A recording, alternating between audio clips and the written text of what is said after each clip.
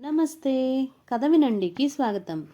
మనం ఈరోజు చేతన్ భగత్ గారు రచించిన పండంటి జీవితానికి 11 సూత్రాల్లో 3వ సూత్రం, మీ తొలి ప్రాధాన్యం మీరే కావాలి.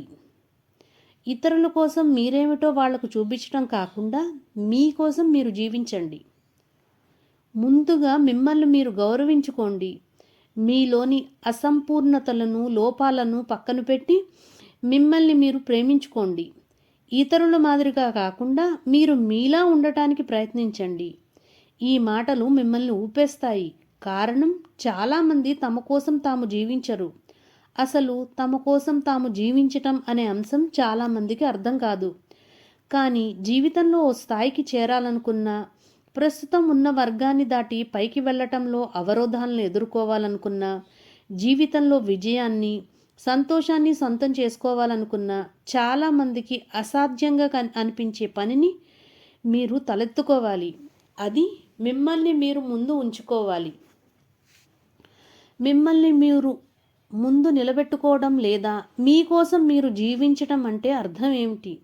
మీరు పూర్తిగా స్వార్థపరులుగా మారమనా? మీ చుట్టుపక్కల ఉన్న వాళ్ళని వాడుకుని తొక్కేసి అందరినీ విస్మరించి పై స్థాయికి చేరటమా? మానసిక వైకల్యం ఉన్న వాళ్ళ మాదిరిగా వ్యవహరించటమా?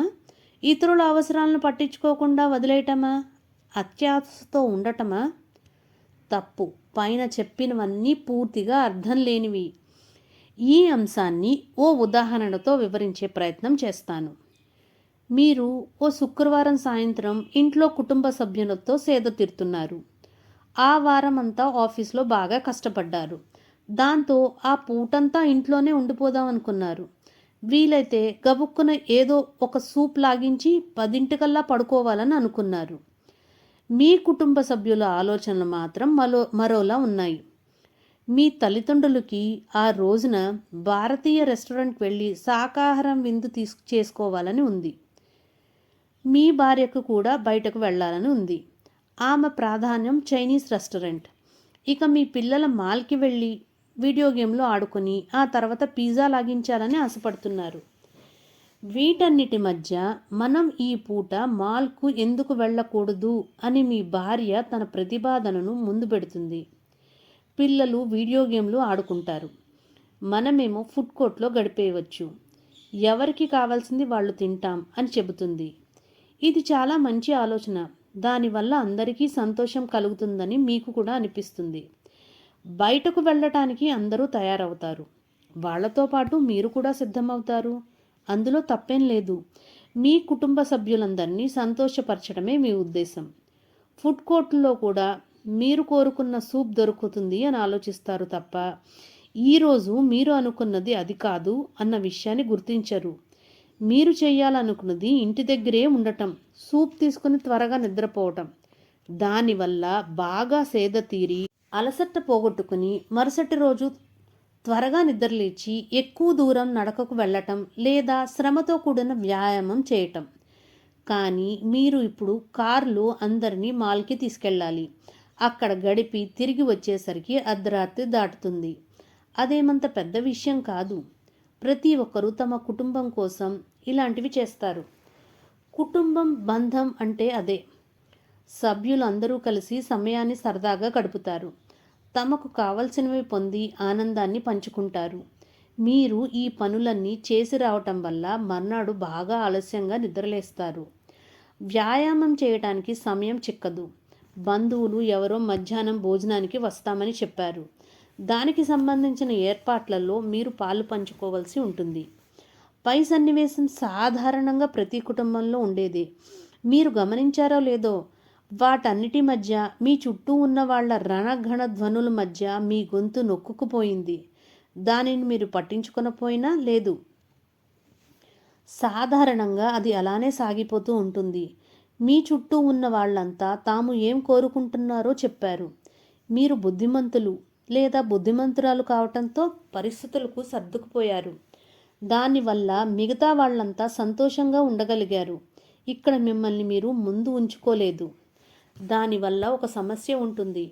మీరు సంతోషం వెంట సాగాలంటే మీ విజయం, మీ కలలు, మీ గెలుపు అంతా మీది కావాలి.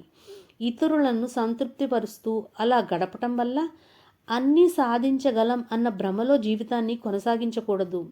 భారతదేశంలో చాలామంది ఇలాగే ఉంటారు. ఇతరుల కోసం అన్నీ సర్దుకుంటారు. ఈ లోపాన్ని గుర్తించటానికి నాకు చాలా సమయం పట్టింది. జీవితంలో మీరు ఎంచుకునే సమయం వచ్చింది.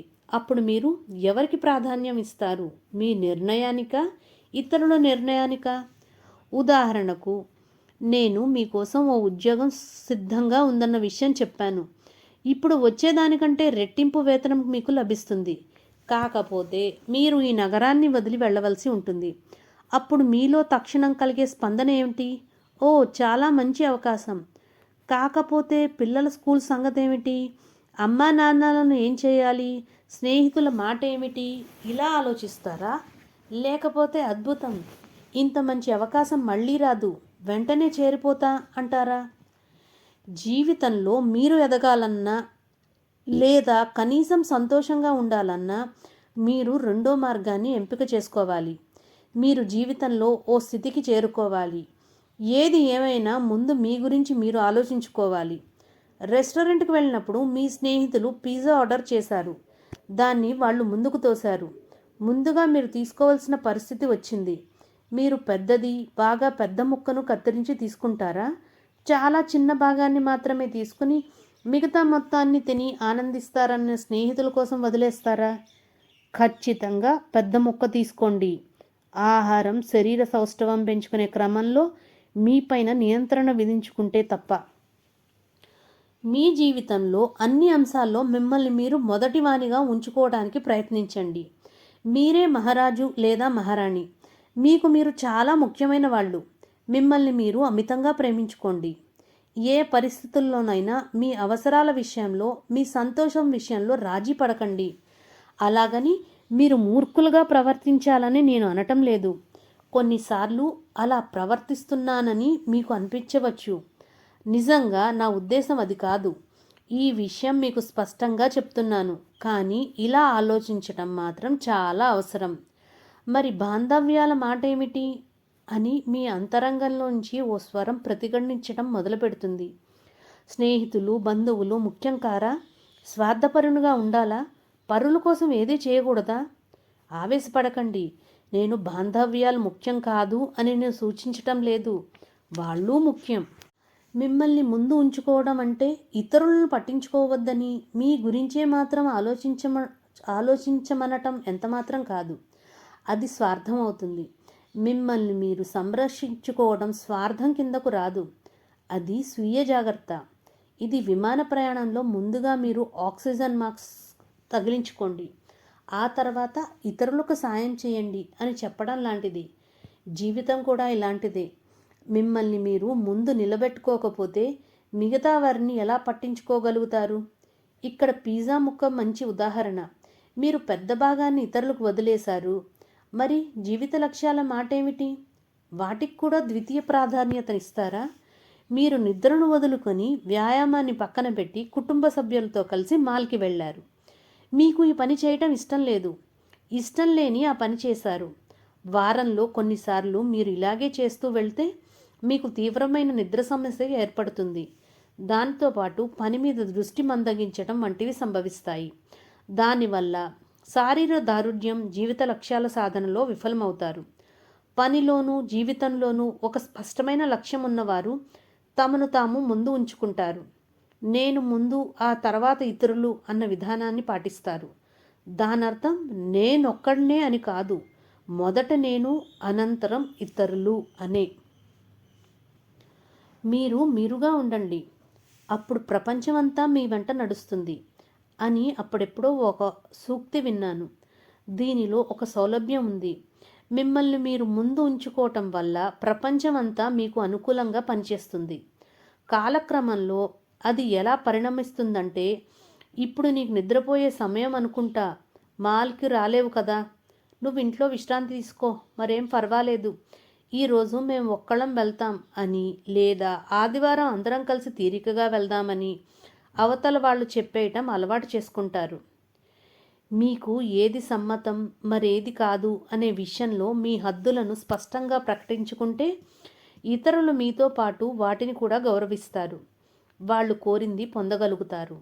అయితే ఎప్పటి మాదిరిగా మీకు ఇబ్బంది కలిగిస్తూ కాదు. ప్రజలను సంతృప్తిపరిచే అలవాటు నుంచి ఎలా నేను బయటపడ్డాను? జీవితంలో ఎక్కువ భాగం చుట్టూ ఉన్న వాళ్ళని సంతృప్తిపరచడానికి నేను ప్రయత్నించేవాడిని. ప్రాథమిక పాఠశాలలో ఉన్నప్పుడు జోక్స్ నేర్చుకునేవాడిని. వాటి ద్వారా నా చుట్టూ ఉన్న వ్యక్తులను నవ్వించి సంతోషపెట్టేవాడిని.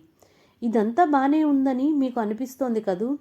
కానీ ఒక దశకు వచ్చేసరికి ఇతరులు నిరాశ చెందిన లేక కలవరపడినట్టు కనిపించినా తట్టుకోలేకపోయేవాడిని. నేను ఏదైనా చేసినప్పుడు వాళ్ళ ముఖాల్లో మార్పు కనిపిస్తే నా మనసంతా గందరగోళమయ్యేది. ఈ రకంగా నాకు సంబంధించిన అన్ని విషయాల్లో కనిపించడం మొదలైంది.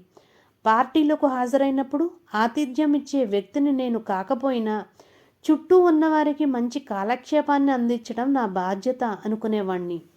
నా శక్తులన్నిటినీ బంధువులను, స్నేహితులను, కుటుంబ సభ్యులను సంతృప్తిపరచడానికి వెచ్చించేవాడిని. వాళ్ళు ఏం చెప్పినా ఒప్పేసుకునేవాడిని. ఓ రకంగా నేను రచయితను అయింది కూడా అందుకేనని అనిపిస్తుంది. అది జనం నన్ను బాగా ఇష్టపడాలని కోరుకోవటం. నా పుస్తకం నచ్చని విమర్శకులు మనసులను సైతం గెలిచి వాళ్ళు మెప్పు పొందాలని చూసేవాడిని. అందరి నుంచి ధృవీకరణ పొందటానికి ప్రయత్నించేవాడిని. ఈ ప్రయత్నంలో నన్ను నేను పోగొట్టుకున్నాను. నన్ను నేను పూడ్చేసుకున్నాను. అసలు జీవితంలో నేను కావాలనుకుంటున్నానన్నదే మర్చిపోయే పరిస్థితికి వచ్చింది.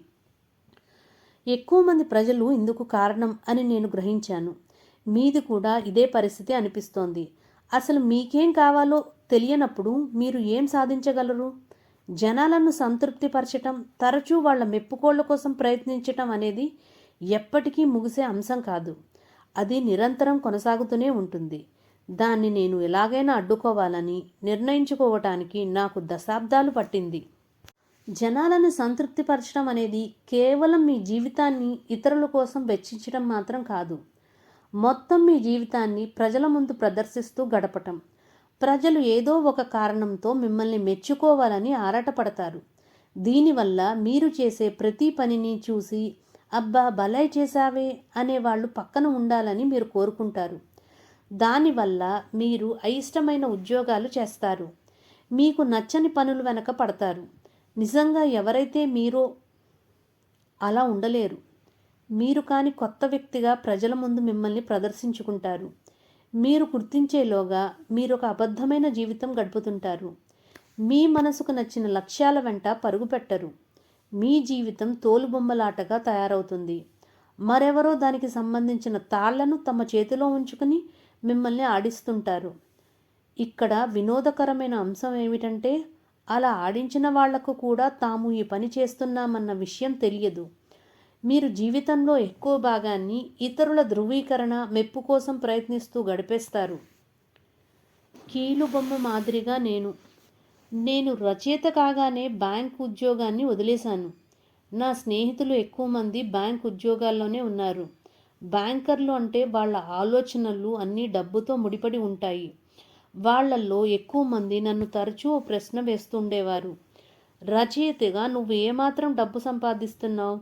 దానికి నేను అంత పెద్దగా లేదు అని సమాధానం ఇవ్వటానికి అలవాటు పడ్డాను. నేను కేవలం డబ్బు సంపాదించడానికి రచయిత కాలేదు. బాగా డబ్బు సంపాదించదలుచుకుంటే బ్యాంకర్గా కొనసాగేవాడిని. కానీ ఎక్కడో నా స్నేహితుల ప్రశ్నలను పట్టించుకోవడం మొదలుపెట్టాను. రచయితగా కూడా నేను డబ్బు సంపాదించగలను అని వాళ్లకు నిరూపించాలన్న ఆలోచన కలిగింది. ఈ క్రమంలో దశాబ్దం పాటు అలుపెరగని పనుల్లో కూరుకుపోయాను.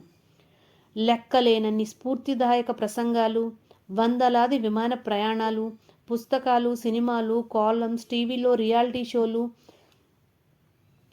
ఇందులో పాల్గొనటం ఇప్పుడు నాకు ఆశ్చర్యం కలిగిస్తోంది. నా ఆదాయాన్ని పెంచుకోవటానికి ఊపిరి సలపకుండా అనేక పనులు చేపట్టాను.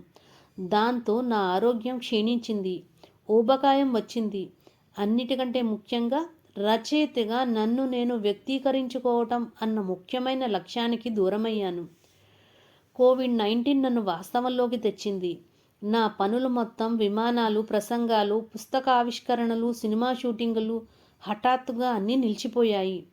అన్ని పనులు ఒకేసారి నిలిచిపోవటంతో నన్ను నేను పరిశీలించుకునే అవకాశం లభించింది. నేనెవరనేది తరచి చూసుకున్నాను. నేను ఎంత సంపాదిస్తున్నాను అని అడిగే స్నేహితుల ప్రశ్నలు అంత ముఖ్యం కావు. నేను కోరుకున్న విధంగా జీవిస్తున్నానా లేదా అనేది నాకు ప్రధానం. అంతగా హానికరం కాని వారి ప్రశ్న నా విషయంలో కలిగించిన అంతరంగ కల్లోలానని ఇప్పటికీ వారితో నేను పంచుకోలేదు. ఇతరులను సంతృప్తిపరుస్తూ జీవితాంతం గడపటం అనే ఉచ్చులో నుంచి బయటపడి నాకు నేను స్వస్థత పొందగలిగాను. ఇప్పుడు నేను నా కోసం జీవించడానికి ప్రయత్నిస్తున్నాను.